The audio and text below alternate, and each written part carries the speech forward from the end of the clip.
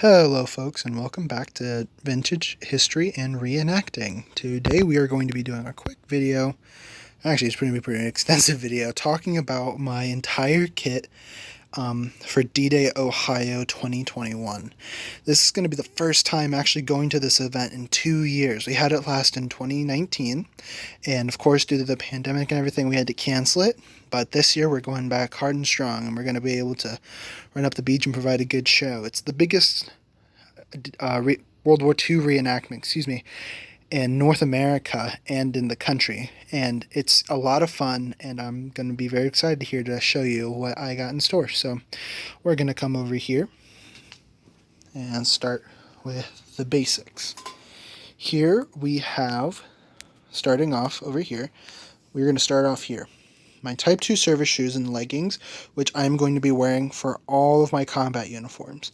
And then, of course, with that, I have my underwear and my undershirt, which I'm going to be wearing with all my combat uniforms as well. When running up the beach, I anticipate on wearing this, my HBT set with my wool shirt under, which would have been done during the D-Day. And of course, I'm portraying the 5th Rangers Dog Company going up the beach. We're going to be doing 5th or 6th wave this time. Then, of course, I have my Jeep cap, my M1 helmet set up for 1944.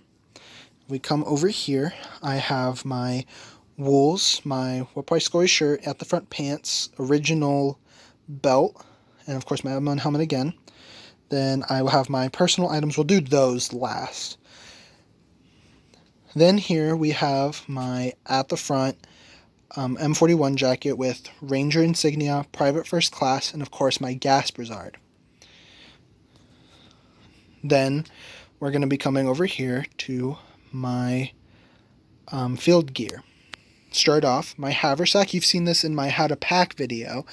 Here I have it all loaded out with K rations in the mess kit box, or mess kit pouch, my apologies, which would have been done on D-Day. They would not have carried their mess kits because they were anticipated to be on the beach for maybe 2 or 3 days before they could actually set up kitchen posts. So they had gone in with their K-Rats, and then they would have had this reissued to them after they set up positions on the beach. Attached here, I have it actually connected to my cartridge belt, which is typically something I don't do because a lot of times guys would just wear it as a backpack to keep it easy to take on and off. So here I have my at the front made cartridge belt, the $100 version, phenomenal piece of equipment. Plan to be doing an original comparison between an original and the reproduction. Here I have my original second model Carlisle bandage pouch with a modern bandage in it because you never know if you'll actually need a bandage on the field. Reproduction out the front, M1941 mounted canteen cover with a 44 cup and a 45 canteen. Repro compass pouch with a compass in it, which Rangers would have had. And then, of course, my original life belt. And then I also have this. This I will be filling with personal items and different things to keep it soft and light so that way I can run up the beach with it. So we'll come back here to my personal items. This is about everything I carry with me at events. I have my smoking tobacco pipe. I either sometimes carry lighters or matches. I just now got Strike Anywhere matches, so I'm going to be bringing that with me. Cotton handkerchief. This would have been seen in various different colors. And then a little knife that I got in an antique shop that I take with me to reenactments because I use this a lot as a utility knife. It's really useful, come in handy many times. Nothing vintage. This was probably made in the 90s or early 2000s. Nothing too crazy, but it looks good enough, and I keep it on my trouser belt. Here I have a period watch. This one was made in the 1930s with a modern kind of rayon band. I kind of want to replace it, but it works. Tell time, still works. New Testament Bible from the 40s. Got this in an antique shop for like $3. And then here's the one everybody always wants to look at. My Argus C3 camera. I plan on running a pair of shoelaces through it so I can actually carry it, and I would like to take some photographs with it. And so, yeah, this works completely. Ran film through it. I still have a roll of film in it. Actually, I would hope to finish up at D-Day. And so, but yeah, this is everything. Something interesting I would like to bring out over here is to show off my late war leggings. You can tell this is late war, obviously, not only by the stamp, but also by the fact it has this. They realized that with the earlier model leggings that still had the brass hardware that would turn green, they would put this printed down here, and then, of course, when it came time for that GI to turn in his leggings and for them to be reissued, how on earth were you supposed to be reissue these if you couldn't read it? So they just put these in there, so that would be easy to read. I've covered this in a previous video, but I got this because I thought it would be a nice detail specifically for 1943. Or 1944, my apologies.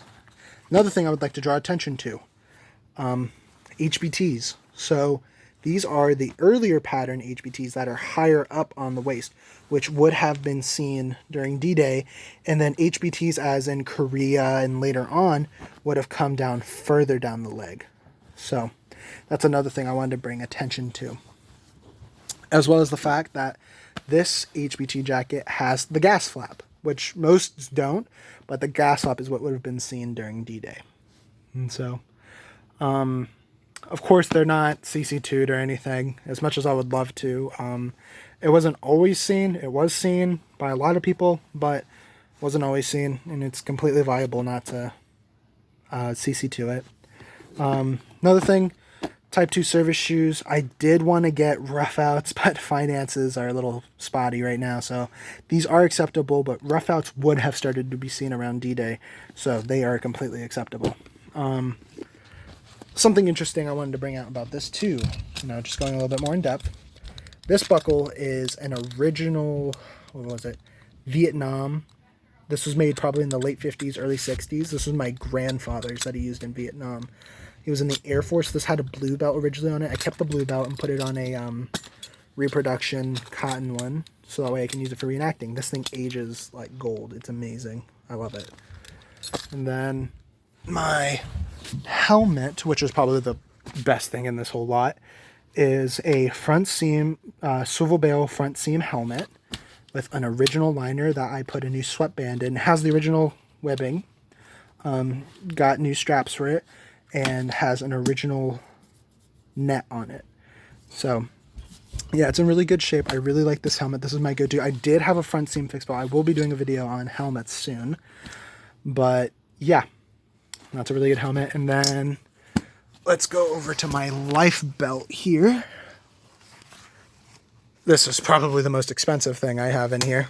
I'm honestly considering not wearing this up the beach, although everybody was issued one of these. This I did spend $100 on this, and it is very fragile. It is pushing 70 something years old, 80 years old. We have the age, the date right here, September 10th, 1944.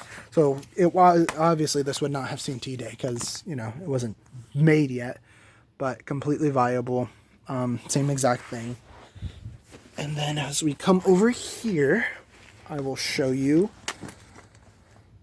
this little guy.